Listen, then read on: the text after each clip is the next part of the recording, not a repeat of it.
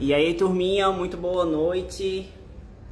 Tá começando mais uma live do Baronese agora, né? Hoje remarquei a minha live com o Dr. Samuel.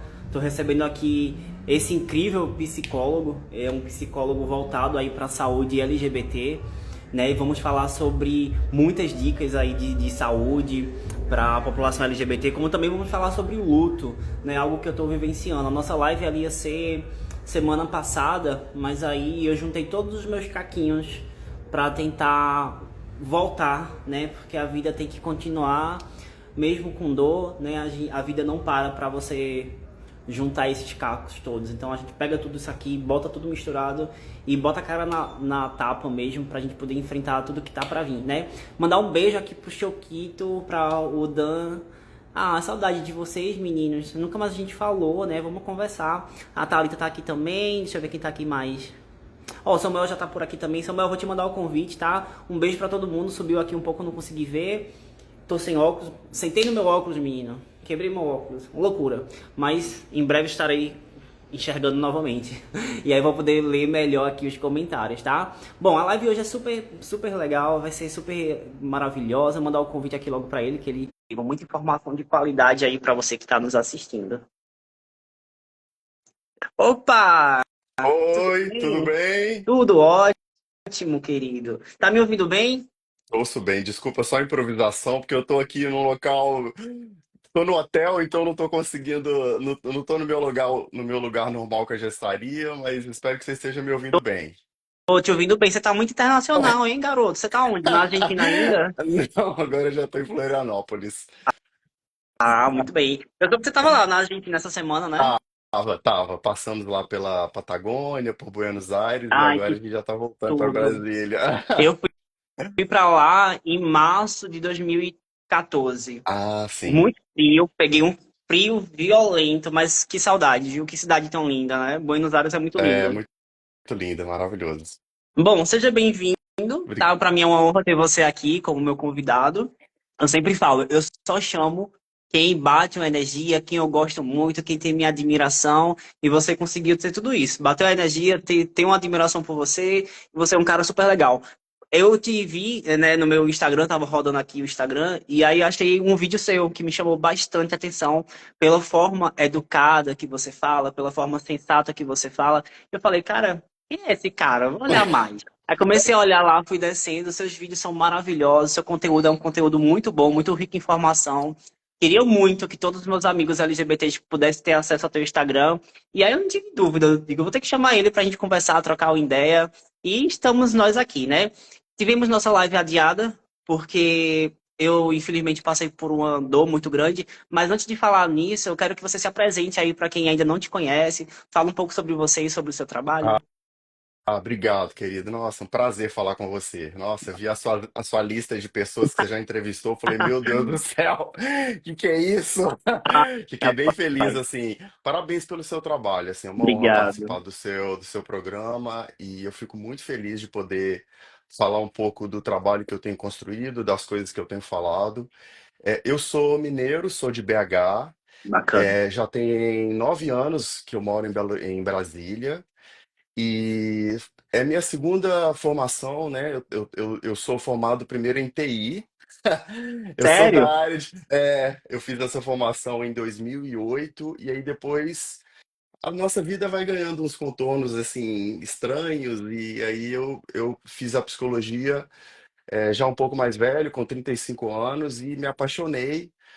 E fui premiar, assim, eu falo que eu comecei a falar sobre saúde mental porque a gente fala do lugar que a gente ocupa, né? É mais fácil falar. Sim. Então eu comecei a falar para a população LGBT e aí comecei a falar também para um público mais velho, assim, o meu público hoje na clínica é um público acima de 35, 40 anos, então também é um dos motivos de eu falar muito no meu Instagram sobre envelhecimento, sobre autoaceitação. Então, assim, basicamente é esse o meu percurso. Ah, muito bacana. Eu vi suas entrevistas, eu vi que, ou suas entrevistas não, perdão, seus vídeos, eu vi que tá, é mais voltado para essa galera 35 mais, né? Que no caso Eu vou estar fazendo 36 daqui a pouquinho. Sim, É, sim, legal. já tô um pezinho lá, perto dos 40. E só quem, é feito minha mãe fala, só não envelhece quem morre cedo, né? Verdade, verdade. Então vamos fazer de tudo para a gente ter uma vida longa e saudável, né? Aqui e fisicamente também. Bom, como eu estava falando, a nossa entrevista ela foi adiada porque infelizmente eu tive uma perda muito grande para mim. Foi minha filhinha de 4 patas que foi. Ela estava 2 dias antes de morrer. Ela estava muito bem, Samuel, muito bem, brincando, Isso. correndo. Quem visse não ia dizer que ia acontecer isso, né? Sempre tive muito cuidado com ela. Ela dormia comigo, ela acordava comigo, ela comia na minha mão, então a gente tinha uma intimidade muito grande, né? Eu estava vendo uma entrevista, Cissa Guimarães, né, que é uma apresentadora, jornalista, atriz, ela falou assim, em uma entrevista que ela deu, que eu achei muito interessante. Ela falou que quando a gente perde alguém que a gente ama muito, a gente nunca mais é 100% feliz. A gente é no máximo 70% feliz, né? E desde que eu perdi a minha avó, agora a minha cachorra, não tem como a gente ser 100% feliz. Depois que a gente não tem, no meio de uma risada, a gente se lembra dessas pessoas que a gente não tem mais e a gente fica um pouquinho triste de novo. Eu não sei a minha porcentagem hoje, mas eu estou fazendo o meu melhor para alcançar os meus 70% também. Né? Estou aqui, juntei todos os meus cacos. 1 hora antes de iniciar essa live, eu tava chorando. Então, eu estou muito magoado, estou com muita saudade. Eu verbalizo para todas as pessoas que eu estou morrendo de saudade dela, porque eu realmente eu tô. Mas a vida tem que continuar, né? A gente tem que ser forte e tem que encarar tudo que aparecer aí na nossa frente, né? E aí a minha segunda pergunta para você, né? Eu não poderia começar essa entrevista sem falar sobre o luto, né? O luto é um sentimento que ele não vem só, ele vem acompanhado de culpa. Eu, por alguns momentos, eu fiquei, meu Deus, será que eu poderia ter feito mais? Sabe? Será que eu poderia ter dado o meu melhor? Mesmo sabendo que, poxa, eu dei o meu melhor, fiz tudo. Mas quando chega a hora, né? Quando o Papai do Céu chama, não tem muito o que fazer, né? Mas eu fiz tudo que eu pude, eu fui além do que eu pude. Quem tá perto sabe o quanto eu amava ela, o quanto eu amo ainda, porque o amor não morre, o amor continua, né? Mas o luto vem com culpa, vem com medo, a gente fica com medo, vem com sensações muito ruins e destrutivas que, se a gente não cuidar, a gente adoece e adoece pra valer. Eu tô conseguindo continuar a minha vida, embora com muita dor, acordo pensando nela, vou dormir pensando nela, mas estou aqui, né? Eu quero saber, quando chega um paciente para você falando sobre luto, como é que você aborda esse tema na clínica? Primeiro, lamento a sua perda profundamente. Obrigado. É algo que a gente tenta olhar a partir da nossa perspectiva, né? Como a gente conversou um pouco, mas é um alcance impossível, porque é uma dor que só quem está vivendo consegue saber. É. Então, o luto ele é um desafio para todos nós, né? Ele é desafiador porque ele vem geralmente nesses momentos inesperados. A gente pode, claro, perder alguém numa situação em que a pessoa está doente, a gente vai vivenciando esse luto de forma paulatina, mas às vezes acontece como aconteceu, né, com a sua cachorra, e aí era algo tão precioso para você, e como você disse, ela estava bem, de repente ela não estava mais com você.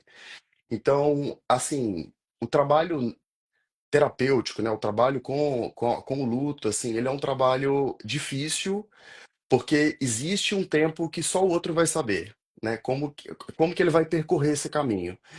Então, o que a gente tenta fazer são palavras que eu gosto de usar, eu uso muito nos meus vídeos, que é primeiro acolher, reconhecer e validar. E entender que a gente não precisa seguir um padrão que é aquele padrão que é imposto pra gente, né? Hoje nem se fala mais, Baronesa, assim, nas fases do luto. Isso é um pensamento muito antigo, Ah, é? porque hoje não se fala mais assim.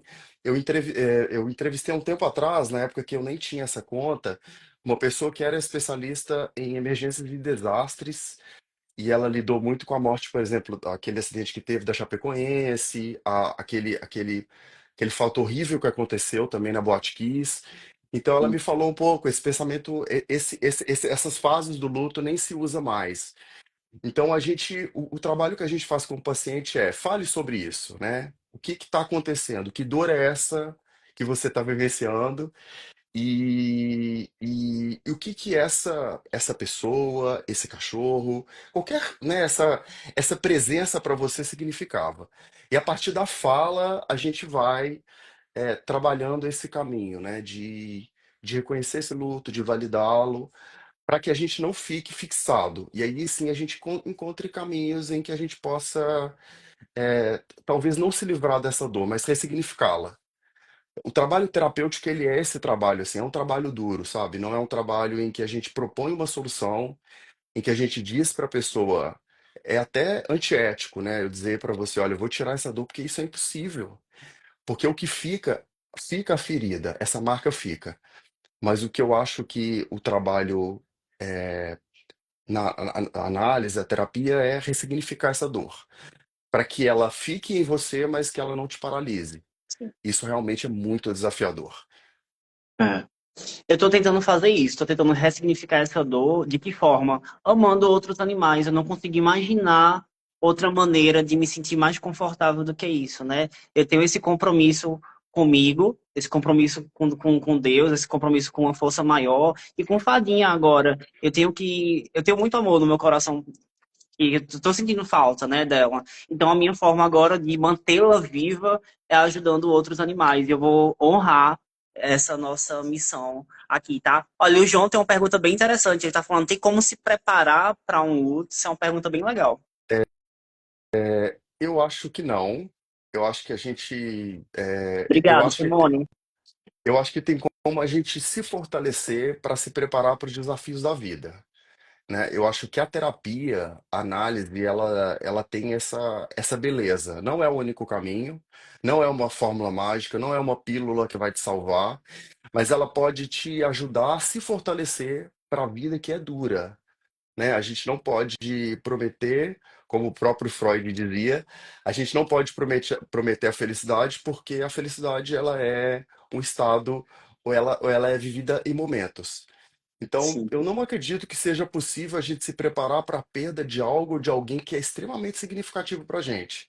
Eu não consigo imaginar como é que você vai se preparar para a perda daquilo que foi que simbolizou um lugar de muita alegria para você. Agora, eu acho que dá para você se fortalecer para se preparar para aquilo que é inesperado, né? sim. Mas não que você vá estar imune a isso. Eu não acho que exista ninguém nesse mundo que esteja pronto para perda de alguém muito amado. Mas eu acho que a gente pode se fortalecer para que a gente não fique tão dependente daquela presença, daquela companhia, né? Porque qual é a única certeza que a gente tem na vida? De que as coisas são perenes, né? De que as coisas se vão em algum momento. Então, é uma É isso. certeza dura, mas que a gente precisa reconhecer e entender que isso é a vida. É, faz parte da vida. Feito minha mãe. Graças a Deus, assim, doutor Samuel, eu tenho uma rede de apoio muito legal, sabe? Ah, Eu que espero ótimo. de verdade que as pessoas também tenham essa rede de apoio legal, sabe? Eu tive o contato de muita família, algumas pessoas, né, chegaram para mim, me ligaram, me telefonaram, mandaram mensagem, comentaram na postagem, recebi telefone da Monja Coen, da Regina Sataki, que é maravilhosa, entre outras pessoas assim também que me passaram palavras de, poxa, eu parei para pensar, né? E realmente nos fazem refletir. Então, eu espero realmente que você que esteja nos assistindo, você tenha uma rede de apoio legal, que isso ajuda muito, tá? E agora eu quero entrar em um outro, ainda continuar falando sobre o luto, mas o luto animal, tá?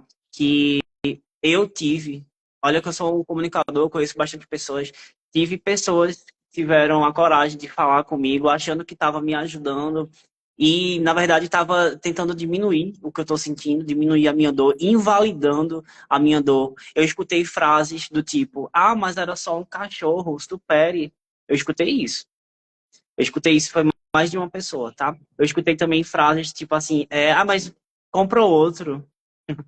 Cara, sério, eu fiquei muito chateado. E o que é que eu decidi? Eu não vou escutar isso e ficar calado. Todas as pessoas que tiveram essa indelicadeza de falar comigo, achando que estava ajudando, receber uma resposta na altura.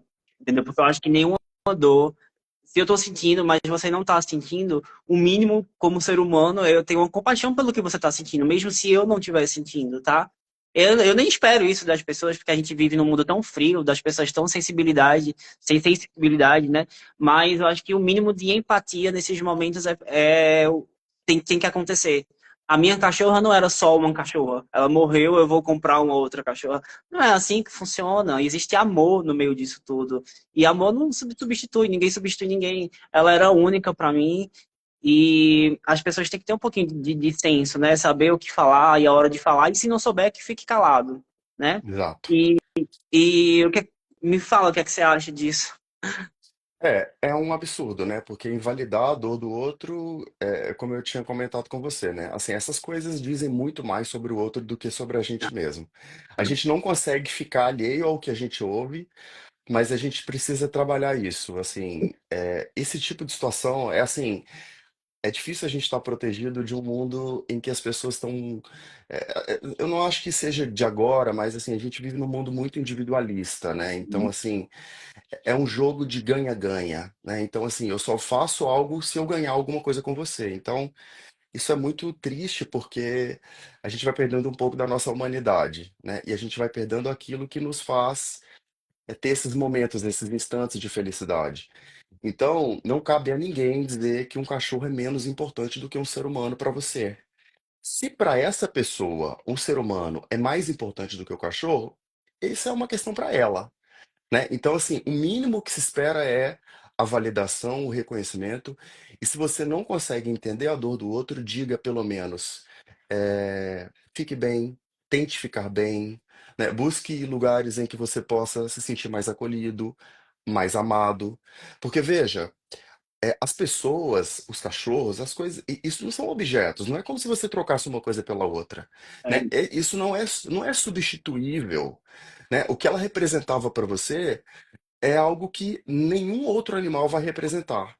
Porque ela ocupou um espaço na sua vida que não é ocupável por outra pessoa, por outro cachorro, por nada, né? Como você disse, você chegava em casa, ela estava te esperando, né? A relação que você desenvolvia com ela é algo único e é algo da relação de vocês. E que é muito próximo. inegociável.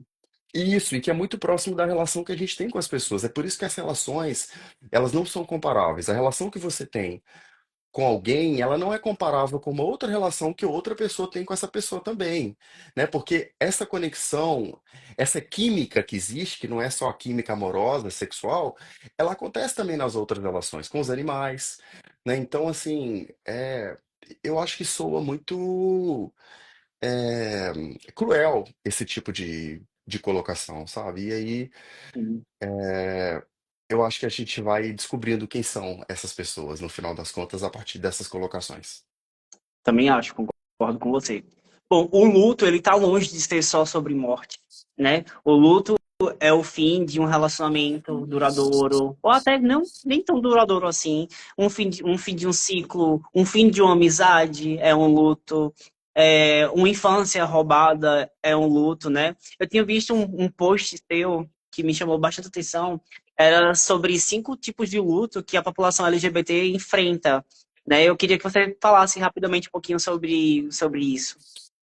Assim, isso foi um conteúdo que os meus conteúdos são aleatórios, mas nem tanto assim, porque vai muito pela inspiração, pelo que eu vivencio na clínica, um pouco da minha própria história também, que a gente sempre fala de um lugar do que a gente viveu também. Com É, certeza.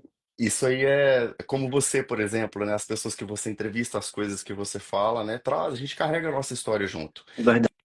Eu acho assim, como LGBT, a gente precisa renunciar a algumas coisas e a gente precisa passar por cima de outras para se manter inteiro, né? Isso, claro, é da existência humana, mas como LGBT, a gente vivencia dores que são muito únicas, como, por exemplo, a homofobia. Me chateia bastante, vou confessar aqui, quando alguém comenta nas minhas publicações sobre vitimismo. Eu já fiz até alguns stories sobre isso, porque eu acho, falando novamente ali sobre essa crueldade ou essa falta de empatia, e vindo de gays, Baronesa, o que me chama muito a atenção, de LGBTs. Então é comum que a pessoa pense assim: eu não vivi isso, eu não vivi esse luto, eu não vivi essa dor, do que você está falando? Querido, você está falando de você.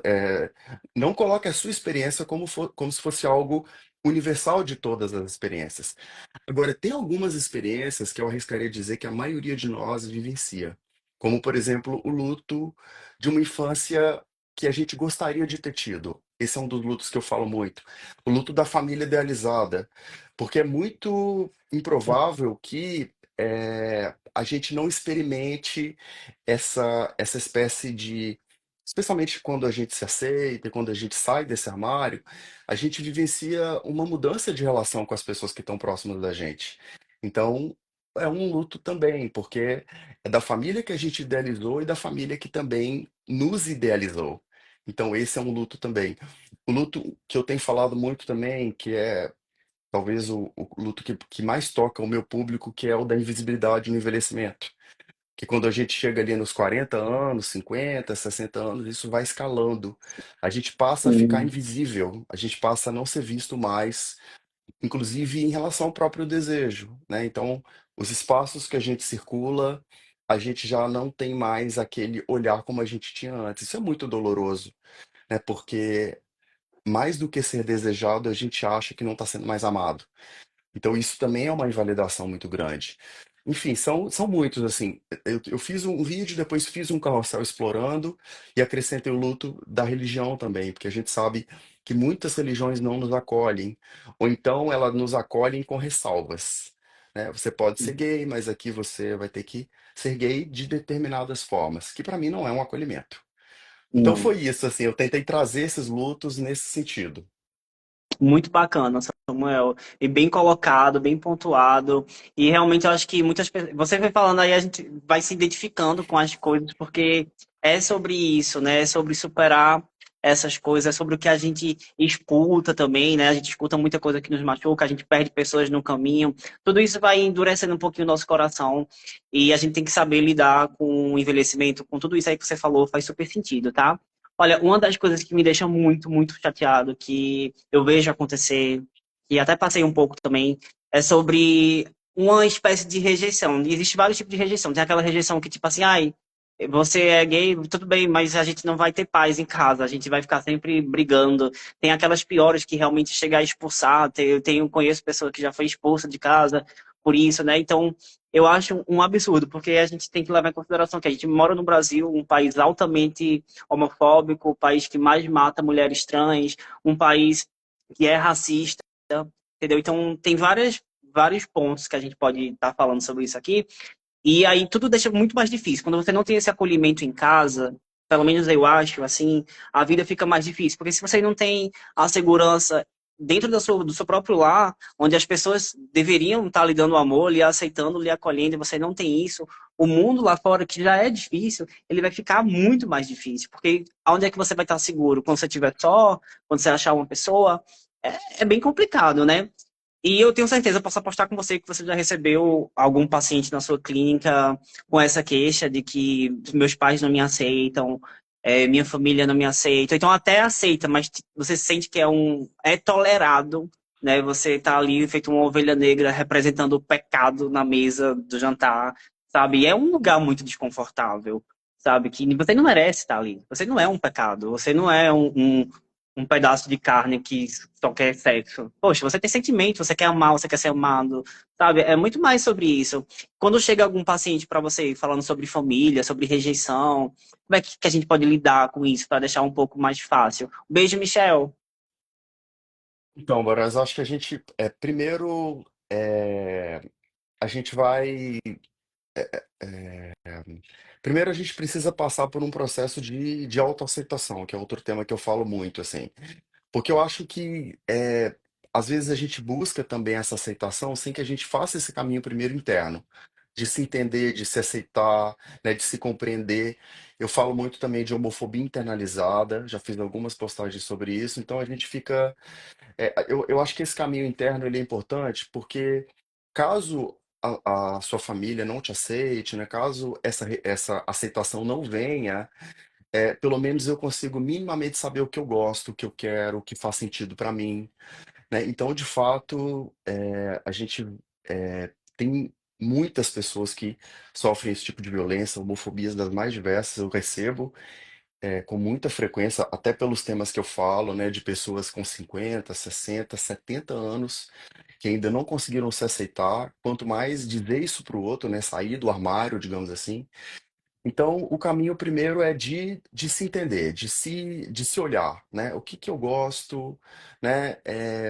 Bancar o desejo, que não é fácil, né? Assim, bancar ser gay, ser lésbica, ser trans, né? Eu desejo que todas as pessoas possam encontrar ou chegar nesse momento.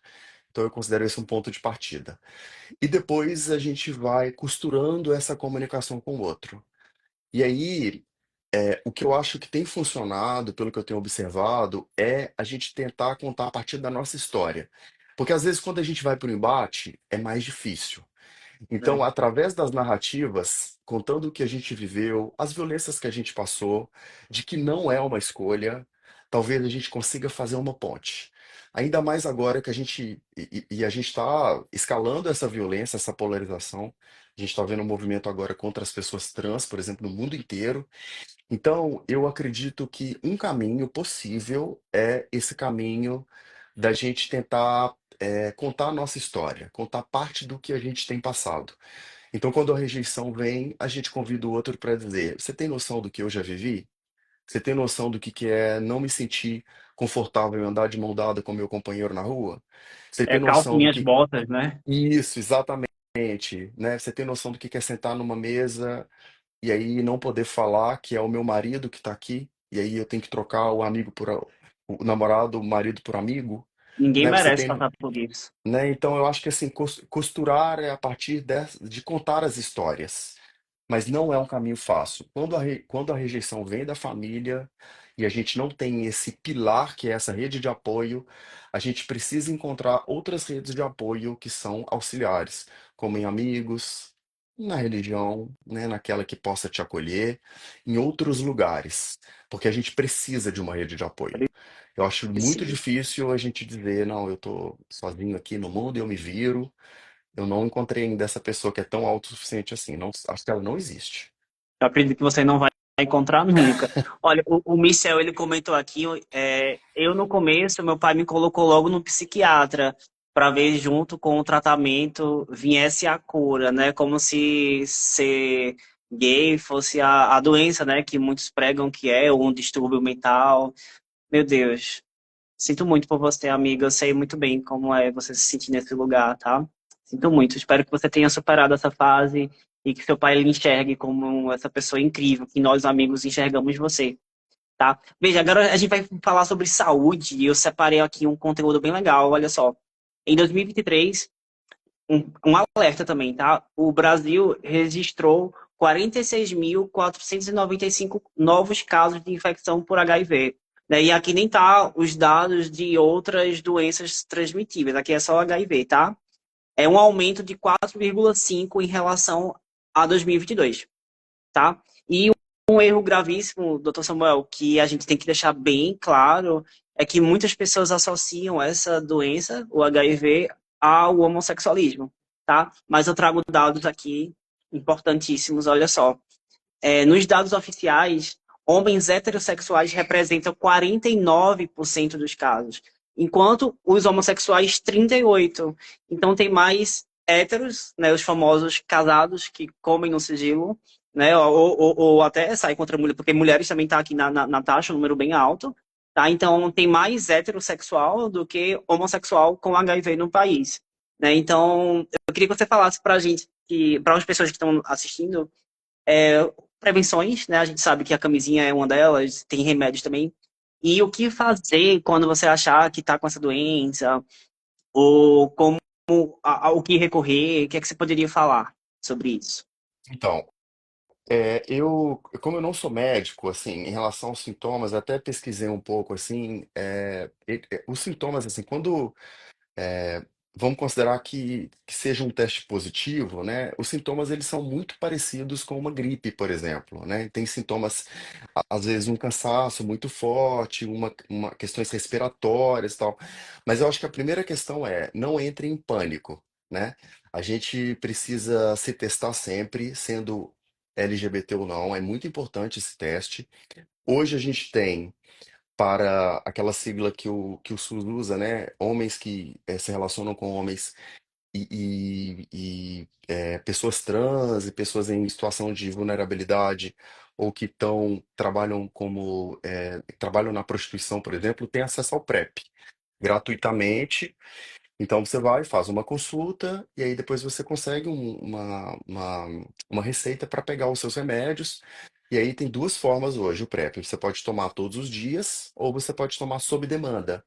Então, se você vai se expor, se você acha que vai se expor, e aí você toma esse remédio, mas veja bem, o PrEP não é para substituir o preservativo. Ele é é uma,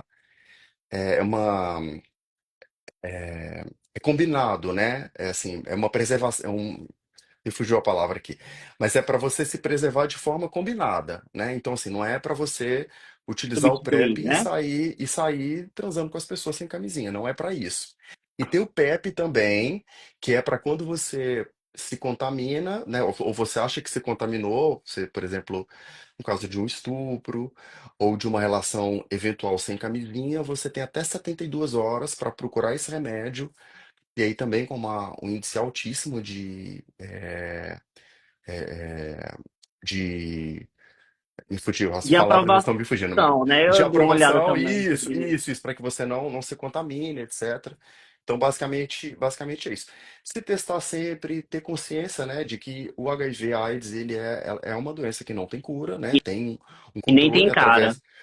Isso, exatamente, né? E a gente vive o estigma do HIV ainda hoje. Eu sou dos anos 80, então a gente vive o estigma até hoje do HIV/AIDS ligado às pessoas LGBTs, especialmente aos gays, por causa de toda aquela propaganda, né? Toda aquela situação que foi criada nos anos 80, de que era uma doença associada aos gays, de que só os gays se contaminavam, era chamado de câncer gay na época. Então a gente Meu precisa Deus. lutar contra esse estigma, é terrível. Lutar contra esse estigma e entender, como você mesmo disse, que a doença não tem cara. É sobre isso. Falando agora nessa questão aí ser dos anos 80, sou dos anos 90, tivemos uma evolução aí, né? De muita coisa mudou. Hoje a gente tem como se defender. Se alguém for homofóbico com você, você tem o direito de pegar o celular, meter a câmera na cara da pessoa e filmar aquilo ali, e a sua rede de apoio lhe ver o que está acontecendo, né? Aí eu queria que você falasse sobre o que é que você acha que evoluímos dos anos 70 para cá, como Eu pessoas, acho. como É, direitos. eu acho que a gente passou a ter, com o advento da internet, com as redes sociais, a gente passou a poder falar sobre as coisas que antes eram muito escondidas. À medida que a gente fala, a gente ganha força e os grupos vão se unindo. Então, hoje, por exemplo, a sigla cresceu não é à toa, né? Hoje a gente tem essa sigla LGBT, LGBTQIAPN+, e o mais é para mostrar que a gente está mais unido, né? Os grupos hoje eles estão mais fortalecidos. Então eu acho que os preconceitos hoje são menores porque a gente pode falar sobre eles e porque hoje a gente tem mais voz do que a gente tinha antes. A Então gente é mais hoje eu posso. representado também, né, Isso, amigo? Um detalhe exatamente. Então eu só posso. para Sim, para sim, sim. complementar o que você está falando. Por exemplo, eu sou dos anos 90.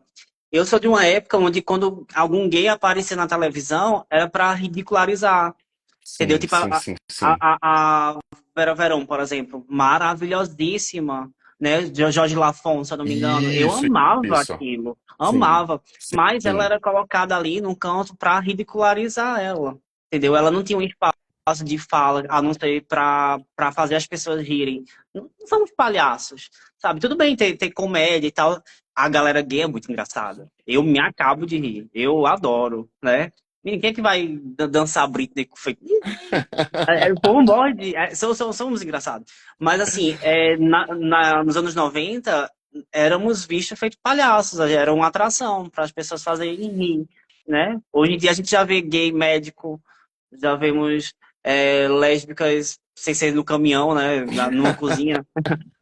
Enfim, tá entendendo onde eu quero chegar, né? Não, é basicamente isso, né? A partir do momento em que a gente vê pessoas parecidas com a gente passa a poder ter esse direito de existir, né? Então é isso, tem essa beleza, a mídia traz essa beleza. Claro, a gente vive também nesses embates entre os grupos são unidos entre aspas, né? Porque a gente sabe que tem É. muita, até no próprio meio gay, né? A gente Ou sabe. o quanto é extremamente segmentado e segregado. Mas eu acho que hoje a gente tem Sim, mais visibilidade e por isso a gente pode falar de coisas que antes eram impossíveis de serem ditas. E a comunicação hoje ela é rápida. Então a gente manda mensagem, a gente conversa, a gente fala vídeos, a gente pode estar com as pessoas como antes era muito mais difícil. sim, é verdade. Então, vamos voltar naquele assunto bem interessante para a gente pincelar um pouco melhor sobre ser gay na terceira idade, né? Quem chega, tipo assim, nos 70, 80 anos, aí tem gente que fala assim, eu já escutei, né, de amigos mais velhos, falar, ah, mas você não vai ter filho, quem é que vai cuidar de você? Mas, gente, quem foi que disse que filho tem a obrigação de cuidar do pai, ou que vai cuidar do pai? Se cuidar, ótimo, é o amor sendo retribuído, mas isso não é uma regra. Eu tenho tia minha, que eu não vou citar nome de forma nenhuma, tá lá só. Quem cuida é a cuidadora, os filhos estão vivendo a vida. Entendeu? Isso, ter filho não é uma promessa que você não vai estar só, né? Feito a gente falou, para mim, no meu ponto de vista, amigos é uma família que a gente escolhe, né? Se você souber fazer aquele seu ciclo de amizade que você pode confiar. Eu nem preciso ter tantos amigos assim, eu tenho cinco, eu tenho alguns, eu tenho até bastante, mas eu tenho aquele grupinho ali que eu sei Uhum. que eu posso contar, sabe? E isso é uma rede de apoio muito legal, onde a gente pode ser a gente mesmo. E uma pessoa quando chega na terceira idade é uma pessoa que já passou por tantas perdas, né, por tantos fins de ciclos, coisas deixadas para trás. E isso vai deixando a gente um pouco triste sei lá, meio desacreditado de algum momento. Mas como passar pela terceira idade com mais leveza, sendo quem você é? A sua imagem está um pouquinho desfocada para mim, mas eu tô te ouvindo. Posso continuar Nossa, falando? pode. Para mim tá normal. Melhorou? Tá normal? Tá, eu te vejo, não sei, tá um pouquinho, a sua imagem embaçou um pouco aqui, eu não sei se é a minha internet. Meu Deus. Para mim você tá normal. Pode Tá, então ser. Não tá, sei. então vou continuar, vamos ver se melhora. Tá bom. Então, assim, esse é um assunto que eu gosto muito de falar, porque a gente vive num mundo muito etarista, né, Baronesa? A gente vive. E aí, Melhorou um a- pouquinho, amigo? melhorou, tá um pouquinho, tá melhorando agora, consigo um pouco melhor. Você me vê bem, né? Perfeito. Não, eu vou Pessoal de casa, vocês continuar. estão me vendo bem? Tá, pode continuar. Isso. Tá. Então a gente vive num mundo muito etarista. Tem uma frase que eu uso muito, já usei até nos meus vídeos, que é quando a gente está numa boate e aí aparece uma pessoa mais velha e aí não é incomum esse comentário. O que que essa bicha velha tá fazendo aqui? O que que essa Kakura tá fazendo aqui? Que ela não vai para casa. Então, Meu assim, Deus do céu. é uma violência tão grande porque a gente acha que esses espaços é só para pessoas mais jovens. E, de fato, a gente tem visto pouco, as pessoas mais velhas, as pessoas mais maduras, acabam frequentando ambientes que são mais confortáveis para elas. Isso é muito triste, porque a Que gente triste. perde a oportunidade da convivência. Então, em São Paulo, por exemplo, tem uma boate só de gays mais maduros, 50 mais, 60 mais. Várias cidades do Brasil têm essa realidade. Eu acho triste porque mostra o quanto a gente pode ser violento dentro da nossa própria comunidade. Então, o envelhecimento, ele passa por entender de que é algo também inevitável, de que todos nós ficaremos velhos e de que a gente precisa entender que o nosso corpo vai mudar, né? E aí, se a gente se fixa no desejo só em corpos jovens, como é que vai ficar a nossa sexualidade na terceira idade?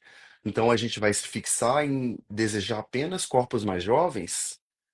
Como é que fica esse envelhecimento se a gente passa só a olhar a beleza onde há juventude? É um empobrecimento muito grande da nossa experiência enquanto indivíduo. Sim, Porque, como você disse, se a gente não morrer, a gente vai envelhecer. Esse é um dado real. é verdade. Melhorou um pouquinho, amigo, meu vídeo? Continua um pouco embaçado.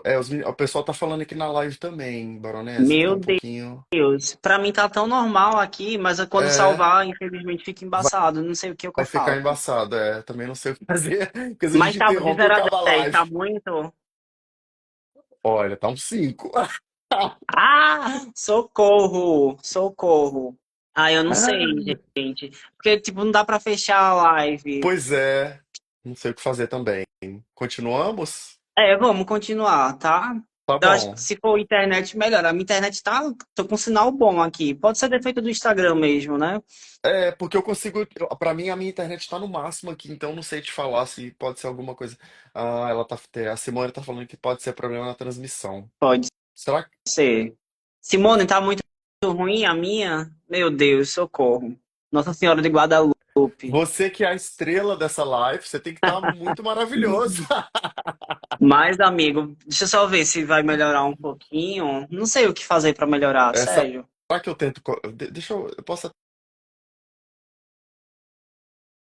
Tu ficou mudo agora. Deixa eu ver se vai mudar alguma coisa aqui. Que eu coloquei um 4G aqui, mas tá no 5G, inclusive, não mudou É, nada. Ai, o meu parece que tá normal, tá em pixel. Nossa, tá bem ruim então, né? tá um pouquinho pixelado. Pois é, isso acontece, né? Você me falou que já aconteceu. Já. Vamos fazer o seguinte, eu vou deixar essa primeira parte salva. Falta um pouquinho pra gente terminar e aí eu abro de novo, pode ser? Tá, pode ser. Então fechou, tá bom. Pronto. Vou deixar a primeira live salva aqui e a gente volta na mesma hora, tá bom? Ah, perfeito, ok. Tá bom. Queridos, voltamos. Aconteceu algum problema aqui na internet, ficou meio pixada, mas agora acho que vai, hein? Vamos tentar só pra gente concluir, né? Essa live vai ter que ficar em duas partes, parte um que foi a primeira, mas dá pra escutar o áudio tá normal, só lá no finalzinho do vídeo que ficou com um defeitinho, mas vamos dar continuidade, tá? Olha o Emerson, meu amigo de colégio, saudade, querido, ó, só lembro de você, hein? Quando eu vejo esse negócio aqui. Querido, saudade de você. Deixa eu ver quem tá aqui. O Silvio Santos, cover. Nossa, que legal. Um abraço pra você, querida. A Lara tá aqui também. Esperar aqui o Dr. Samuel voltar, tá? Pra gente dar continuidade na live. Que aí deu uma pequena falha. Oi, Simone. Melhorou, Simone? Fala aqui pra mim se melhorou. Esperar aqui o Dr. Samuel voltar pra gente dar a conclusão. Agora tá perfeito. O Instagram querendo nos gongar, Simone. Já pensou? É o Instagram querendo nos gongar. Olha a Mari das Rendeiras. Amor, quanto tempo? Como é que você tá? Um beijo. Fica aí nessa live. Essa live é pra nós, hein? Fica aí. Querido, eu vou mandar o convite pra você. Acho que agora vai, hein? Em nome de Nossa Senhora de Guadalupe, pelo amor de Deus. Ah, agora sim, perfeito. Eu demorei um pouquinho, porque eu tava dando uma olhada. Agora que eu consegui ver, tava meio pixelada mesmo. Tava meio. Mas agora melhorou, não Agora foi?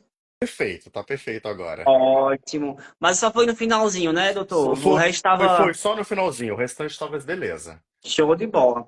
Então paramos, a gente tava falando sobre os cuidados na terceira idade, Isso, na né? terceira idade, como é que tem um envelhecimento mais saudável, etc. Isso. Perfeito. Bora falar de um assunto agora onde geralmente pode haver um perigo muito grande, né? Que é sobre aplicativos. A gente não poderia fazer essa live sem falar sobre isso. Estamos na era digital, na era online, né? Hoje em dia, tudo pode acontecer dentro da internet, né? Tem pessoas que até namoram, fazem relações, se casam. E, na verdade, a gente está vivendo uma época bem, bem complicada, né? A gente está tendo aí Pastor Mirim, bebê robots, né? É uma loucura. Enfim, está um caos. O mundo está um caos. Mas é sobre isso. Eu queria falar sobre os perigos do aplicativo, né? Eu me lembro de uma coisa. Minha irmã, na época dos anos 90, mais ou menos, ela tinha uma amiga que era lá de Recife, eu moro em Caruaru, e Sim. ela marcou um encontro com um cara pela internet, esse site de bate-papo aí, de encontros. Ela simplesmente desapareceu e foi encontrada morta 3 dias depois, né? Nossa. É, foi bem pesado. E aí, isso acontece muito, né? Acontece bastante. Eu acho que há um perigo muito grande em você abrir a sua. Eu mesmo sou uma pessoa extremamente de energia. Minha casa aqui é cheia de cristalzinhos. Eu sou uma pessoa que eu gosto de cara da pessoa, ou também eu não gosto de cara. E eu acho que a nossa casa é um lugar muito sagrado. É um lugar onde, para entrar dentro da nossa casa, né? Tem que você tem que ter aquela energia, sentir aquela positividade da pessoa. Eu não trago para casa quem eu não gosto. Eu não trago para casa quem eu não confio.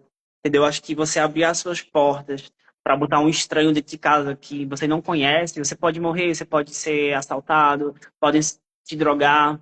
Enfim, existe muitos perigos aí por trás, né? Eu acho que a gente não pode deixar o tesão falar mais alto, né? E a gente aprender a ter mais consciência, lugar de espaço, noção de quem vai conviver ou não. Eu acho que relacionamentos. Eu nunca fui de pegação, não. Eu sempre fui muito sério.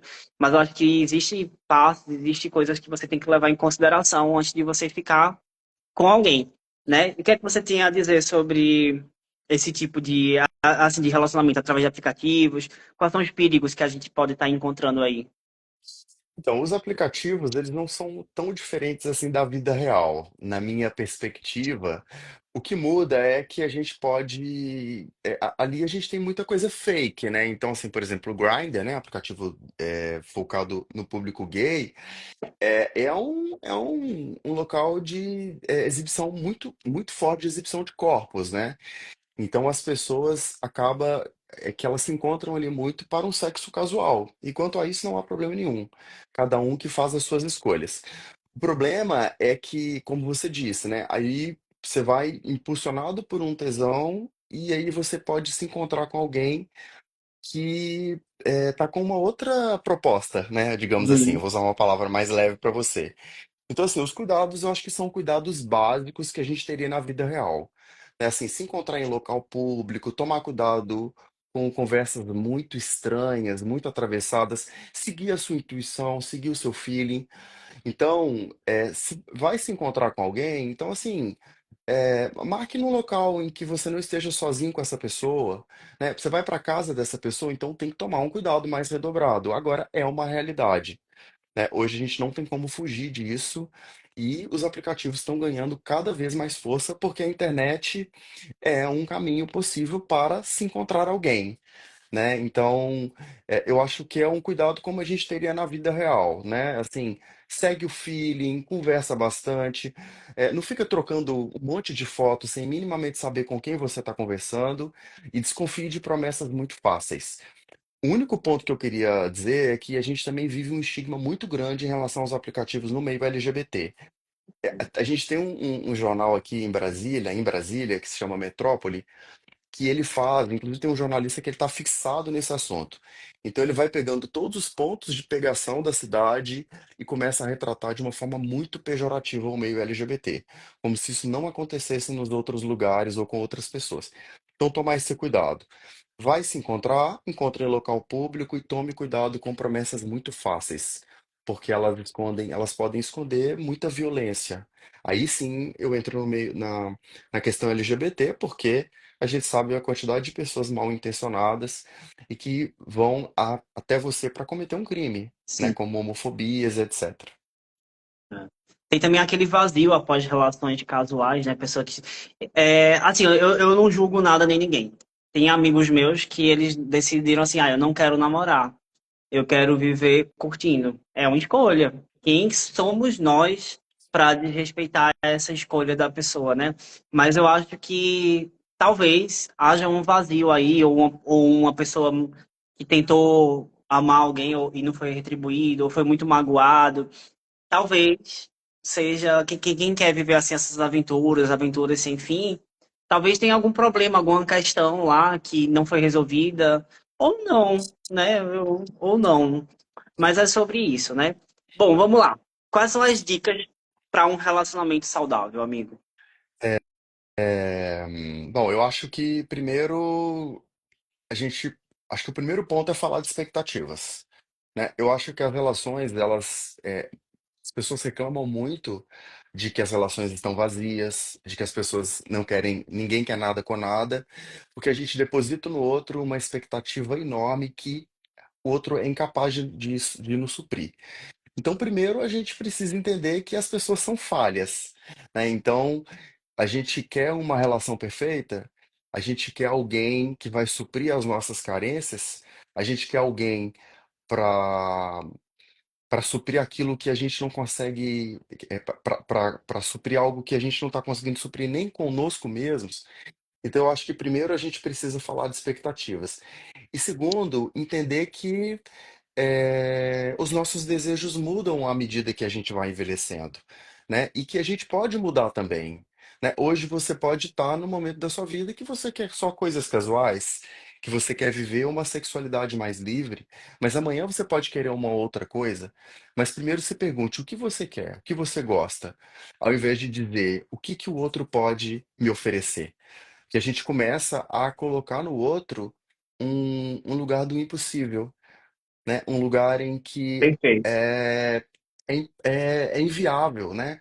Baronesa, como que eu vou conseguir ficar o tempo inteiro adivinhando o que o outro quer, né? Ou dizendo, ah, não, então